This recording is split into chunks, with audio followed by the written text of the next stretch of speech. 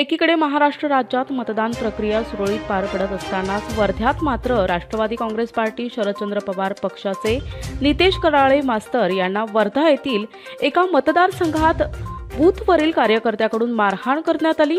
ही मारहाण भाजपच्या गुंडाकडून केली असल्याचा आरोप कराळे मास्तर यांनी केलाय।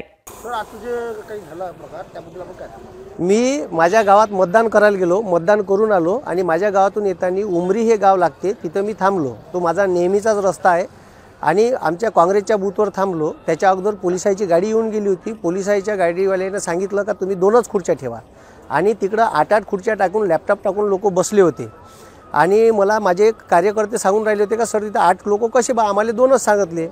मग मी त्याचं ऐकलं। मग मी इथे PI कापडे साहेब यायला फोन केला तर ते येतो म्हणे आणि तिथं मला गावातल्या लोकांनी सांगितलं का ग्रामपंचायतचा कर्मचारी आशिष म्हणून तिथं बसला आहे, ठीक आहे, लॅपटॉप टाकून। ॲक्च्युली तो पक्षाचा बूथ असल्यामुळे तिथं बसता येत नाही। कलेक्टर साहेबांनी आणि SDO साहेबांनी BLO साठी आतमध्ये जागा दिली आहे आणि सरकारी कर्मचाऱ्याला त्याच्या बूथवर बसायचा अधिकार नाही आहे। हे नसताना मी त्याला फक्त विचारायला जाऊ बा, मी काही एकही शब्द बोललो नाही। अर्ध्या रस्त्यात गेलो नाही, मेन रस्त्यावरच 2 बूथ एकासमोर एक असे लागले होते।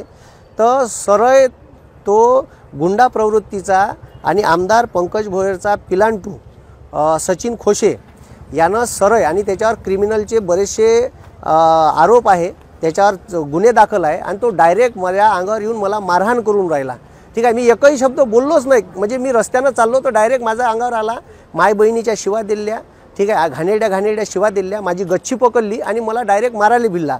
म्हणजे मी गफल तिथंच होतो।